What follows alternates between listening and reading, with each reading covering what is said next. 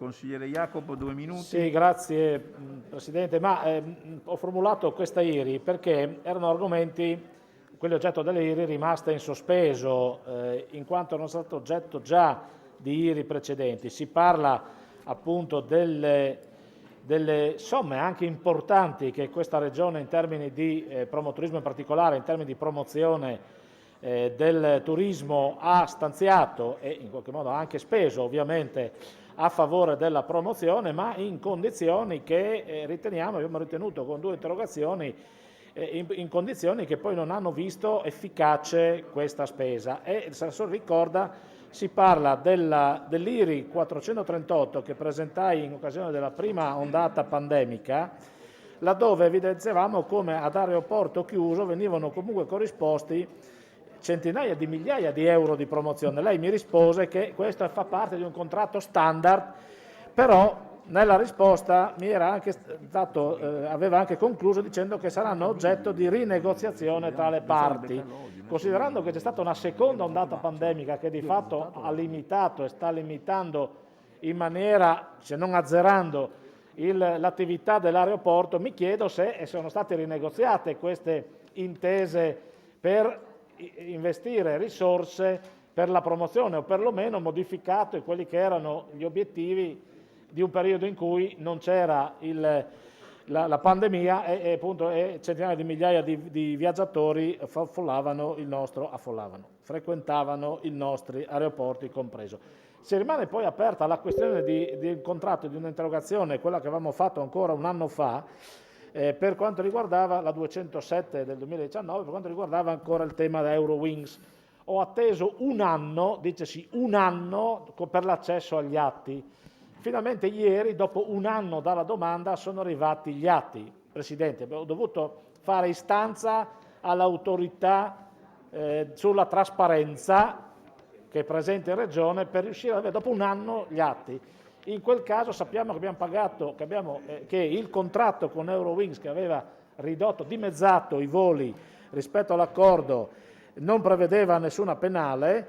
Era stato, nella risposta che mi fornì a quella volta l'assessore Pizzimenti in luogo dell'assessore Bini che non era presente, diceva che per la prossima stagione estiva ci sarebbe stata una riattivazione da parte di Eurowings e quindi anche un riconoscimento di quello che era una spesa che non prevedeva penale se non veniva effettuato il servizio.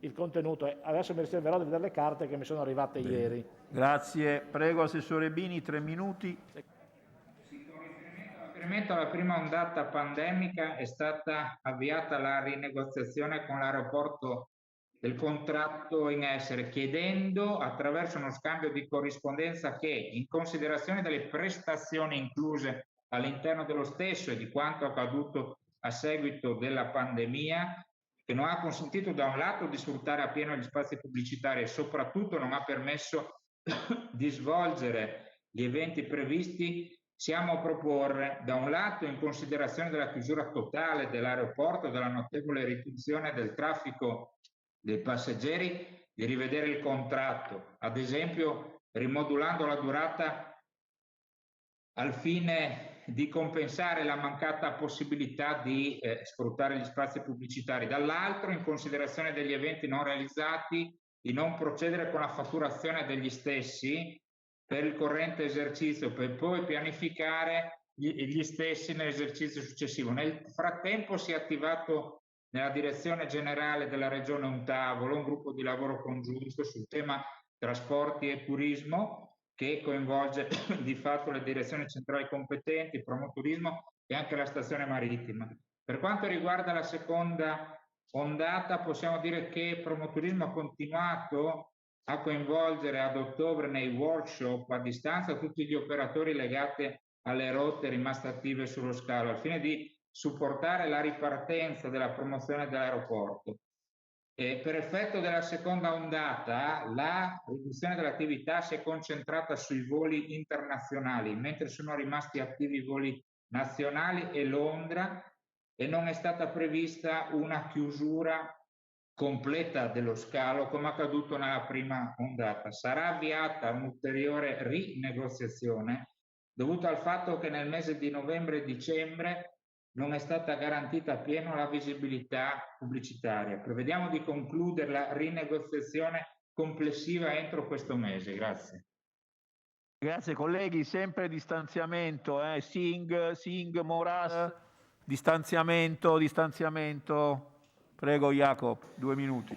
Sì, grazie. Beh, Assessore, mi fa piacere che ci siano tutte queste rinegoziazioni, mi auguro di poter avere una risposta circa quello che sarà l'esito di tutte queste rinegoziazioni nei termini economici. Come dicevo, non sono pochi euro, ma sono centinaia di migliaia di euro questo complesso, e quindi comprendere quale sarà la rimodulazione di queste cifre è, credo, un atto importante anche per assicurare ai cittadini di questa regione che il denaro pubblico abbia una finalizzazione in termini anche di efficacia, pur comprendendo la particolarità del momento. Quando si spende denaro pubblico è importante che il denaro pubblico trovi riscontro. Mi riservo ovviamente di verificare la documentazione su Eurowings, che le dicevo, avevo accennato nel documento, e verificare che appunto anche in questo caso si sia dato corso ad un recupero di somme che sono state corrisposte per un servizio che non è stato effettuato. Grazie.